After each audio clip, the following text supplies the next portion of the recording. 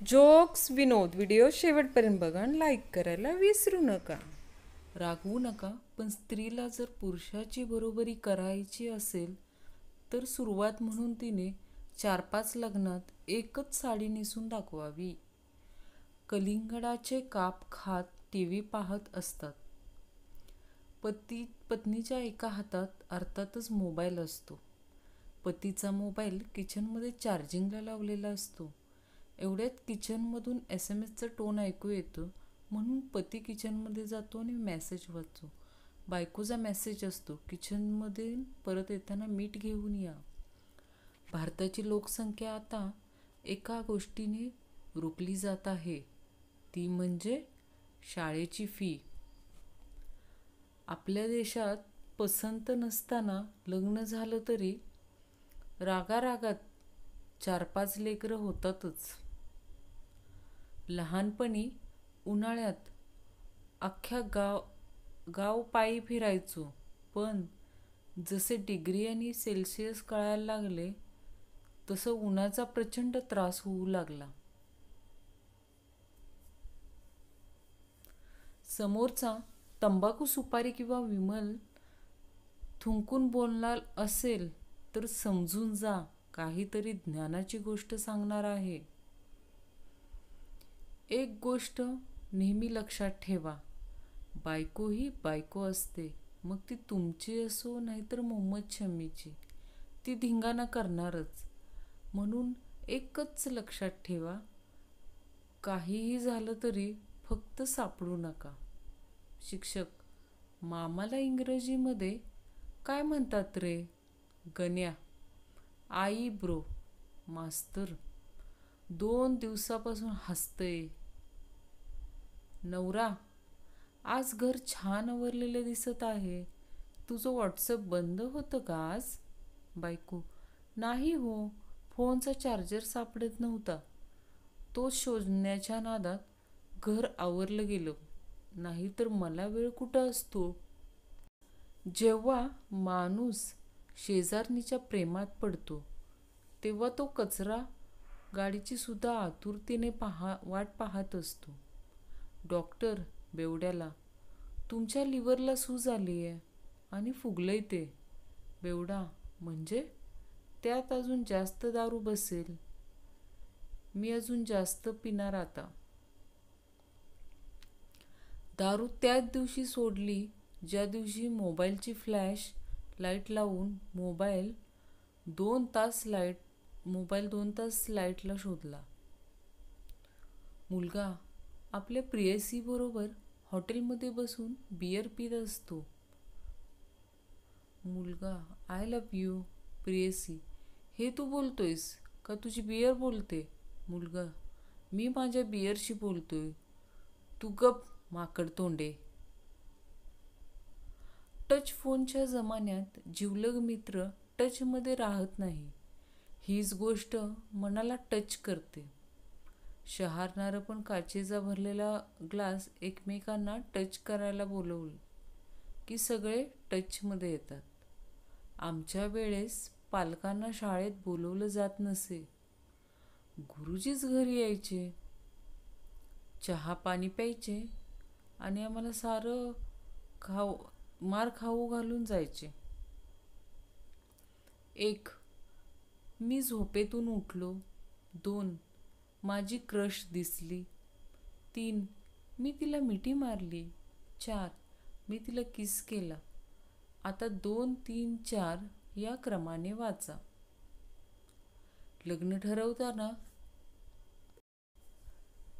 तिला बघायला घरातील सगळ्या मंडळींना घेऊन गेलो होतो. आता ती एकटीच सगळ्यांना बघून घेते. तुम्ही शिकून स्वतःच्या पायावर उभे राहीपर्यंत तुमच्या वर्गातील मुलींचे मुलं चालायला लागलेले असतात. आज एका मुलीचे स्टेटस वाचून चक्कर येऊन खाली पडलो. मी लग्नच नाही करणार आणि माझ्या मुलांना पण करून देणार नाही. अरे कुठं फिरशील हे पाप. तुमच्या शिक्षणाचा खरा फायदा फक्त तेव्हाच होतो जेव्हा तुम्हाला बँकेत कोणीतरी स्लीप भरून देतोस का म्हणून विचारतो. गुरुजी, बंड्या, लक्ष कुठे आहे? आता सांग पटापट. उसापासून काय तयार होते? बंड्या, उसापासून साखर तयार होते. गुरुजी, शब्बास बंड्या, पुढे सांग. बंड्या, साखरेपासून साखरपुडा, साखरपुड्यानंतर लग्न होते, लग्नानंतर काय होते सांगू का गुरुजी? गुरुजी, गाढवापुढे बोलशील तर मार खाशील. बंड्या पळत. लग्नानंतर भांडण होतात. पुणेरी पाटी, आमचा शंतनू यंदा 10वीला आहे. त्याला खेळायला बोलवू नये. आज पण शाळा सोडल्याचा दाखला पाहिल्यावर जीव भरून आनंद होतो, कारण त्यावर ठळक अक्षरात लिहिलेला एक सोनेरी शब्द दिसतो. वर्तणूक चांगली. तुम्ही शिकून स्वतःच्या पायावर उभे राहीपर्यंत तुमच्या वर्गातील मुलींचे मूल चालायला लागलेली असतात. Breaking news. 12वीचा पेपर असल्याने मुलींची देवळात तर मुलांची झेरॉक्स दुकानात गर्दी.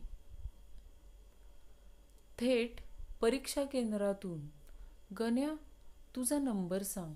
चिंगी, सॉरी, आय हॅव बॉयफ्रेंड. गण्या, अगं रोल नंबर सांग तुझा. पहिलेच टेन्शनमध्ये आहे. सेमिस्टरचा फायदा. फायदा माहीत नाही, पण वर्षातून दोन वेळा बोलणी खावी लागते. शिक्षक, लिहा, दुनिया गोल आहे. गण्या, तुम्ही सांगता म्हणून लिहितोय, नाही तर दुनिया लय बेकार आहे.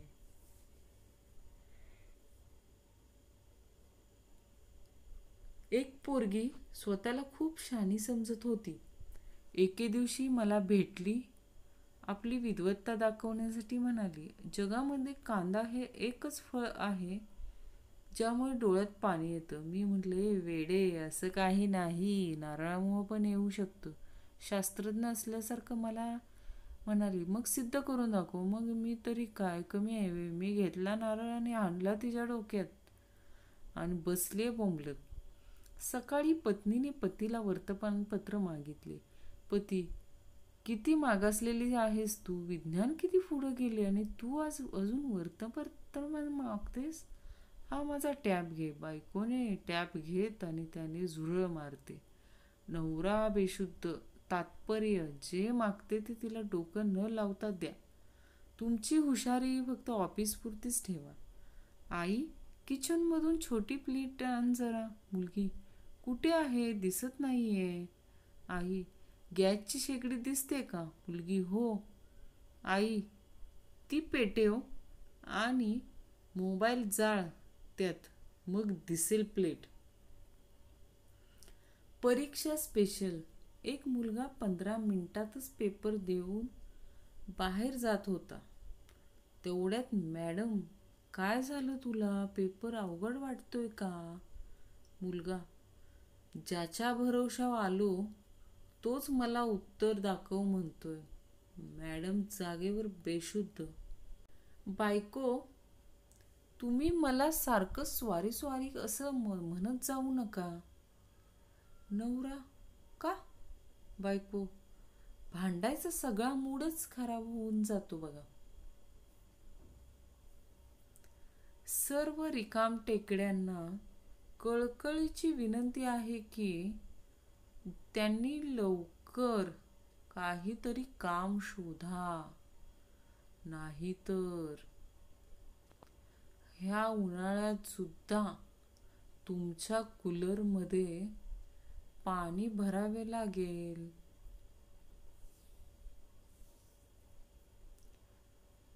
ती म्हणे, मी जर 12वीला 80% पाडले तर माझे बाबा मला ॲक्टिवा देणार आहेत. पप्प्या, राहू दे ग वेडे. तू आमची काय बराबरी करशील? मला तर 10वीला नापास झाल्यावरच JCB घेऊन दिला होता. उपस वाळू. गावाकडचा नवीन उखाणा. लाल मिरची हिरवे देठ. तुला मी मनापासून आवडत असेल तर फेसबुकवर इनबॉक्समध्ये भेट. व्हॉट्सअप फेसबुकवर मेसेज वाचूनही रिप्लाय न देणे ही अपमान करण्याची नवीन पद्धत चालू झाली आहे. एका बाईने कस्टमर केअरला रागाने फोन लावला. 3 तासापासून तुमच्या कंपनीचे इंटरनेट चालत नाहीये. सांगा बरं या परिस्थितीत मी काय करू? कस्टमर केअरवाल्याने काळजाला भिडेल असं उत्तर दिले. ताई साहेब, तोपर्यंत घरातली काहीतरी कामे करा. हॉटेलमध्ये जेवण झाल्यानंतर बायको, अहो वेटर. झाल्यानंतर बायको, अहो वेटरला काहीतरी टिप द्या. नवरा, लग्न करू नको रे बाबा. चांगल्यात चांगल्यांची भूक मरून जाते जेव्हा बायको म्हणते, जेवण करून घ्या, मग थोडं बोलायचं आहे. जनावरांच्या दवाखान्यात एक वेगळीच गंमत असते. पेशंटचे नाव म्हणून जनावरांच्या मालकाचे नाव लिहितात वा त्याचे समोर जनावरांना झालेल्या आजारांचे नाव लिहिले असते. जनावराचं नाव. परवा असेच दवाखान्यात गेलो असता रजिस्टर लिहिले दिसले. नाव शामराव. आजार गाभण राहत नाही. आरोप करण्याची हद्द झाली राव. बायको, अहो ऐकलत का? हे कसं पीठ आणलं? सगळ्यात चपात्या जळल्या. अचानक आलेला पाऊस. बायको नवऱ्याचा हात धरून गच्चीत आली आणि म्हणाली, तुम्ही चिमटे काढा, मी कपडे काढते.